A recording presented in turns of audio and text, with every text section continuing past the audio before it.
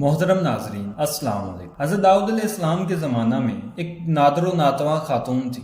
اس کے پاس جو تھوڑی بہت رقم تھی اس سے اون یا روئی وغیرہ خریدتی اور اسے کاٹ کر اس کی اٹیاں بناتی تھی، پھر انہیں بیچ کر انتہائی مفلسی کی زندگی گزار رہی تھی۔ ایک دن بازار میں بیچنے کے لیے سر پر رکھے جا رہی تھی کہ اچانک تیزی سے ایک کوا آیا اور ایک اٹی اٹھا کر لے گیا۔ وہ بے سہارا خاتون بہت رنجیدہ ہوئی اور حیران و پریشانی کے عالم میں حضرت داؤد علیہ السلام کے پاس آئی، اپنے تنگ حالات بیان کیے اور کوے کی اٹی اٹھا لے جانے کا واقعہ بیان کرنے کے بعد عرض کیا، خدا کی عدالت کہاں ہے؟ حضرت داؤد علیہ السلام نے اس سے فرمایا، ادھر بیٹھ جاؤ۔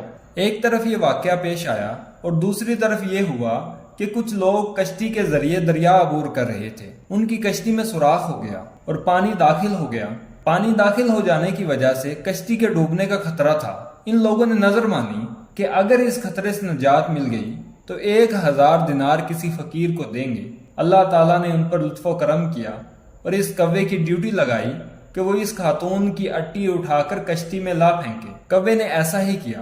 ان لوگوں نے سود کی اس اٹی سے فائدہ اٹھایا اور کشتی کا سوراخ اچھی طرح بند کر دیا اور ڈوبنے سے نجات پائی۔ جب وہ لوگ ساحل پر پہنچ گئے تو اپنی نظر ادا کرنے کے لیے سیدھے حضرت داؤد علیہ السلام کی خدمت میں حاضر ہوئے اور 1000 دینار حضرت داؤد علیہ السلام کی خدمت میں حاضر کر دیے۔ اپنے دریا سے نجات پانے کا پورا واقعہ تفصیل کے ساتھ سنایا۔ حضرت داؤد علیہ السلام نے اس خاتون کے سامنے خدا کی حکمت و عدالت بیان کی اور وہ 1000 دینار اسے دے دیے۔